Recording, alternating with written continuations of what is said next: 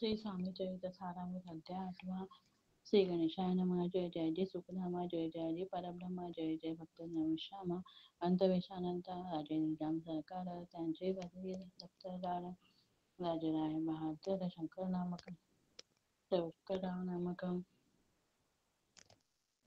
6 लक्षांची जहागीर त्याप्रती सकळ सुखे अनुकूल असते. विपुल संपत्ती संतती काही गमती असेना परिपूर्ण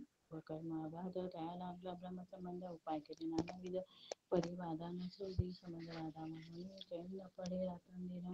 गेले शरीर सुकवून गोड न लागे अन्न पाणी ना आवडे भोग विलास सुखभोग पैसा त्यास निदान यायचे रात्रंदिवस चिंता पोळले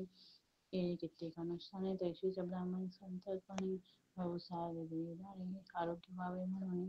नित्य संसार सौख्याशी सासले या भव्य श्री कृष्ण वर्णाला शरीराशी रात्रंदिवस नसे कोणा लागी जावे शरण मैत्रिणी कृपा करील कोणा सोडविल व्याधी पासून ऐसा कोण समर्थ मग केला एक विचार प्रत्येक जसे तसे गाणगापूर तेथे जाऊन अवघ्यात दत्त सेवा करावी सेवा केली बहुवस ऐसे लोटले 3 मास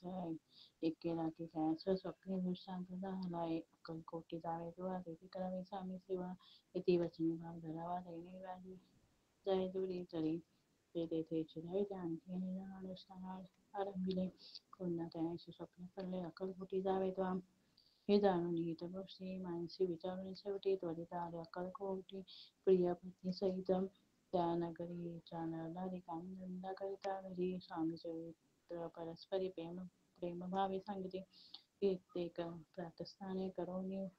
पूजा द्रव्य घेऊन अल्पावयात समर्थाने जाती अतित्वरणे येथे श्री स्वामीचरित्र सारामृत नाना कथा संबंध सदा परिस्वत प्रेम भक्त अष्टमाध्याय गोड हा श्री स्वामी चरणार्पणमस्तु इति श्री स्वामीचरित्र सारामृत अष्टमाध्याय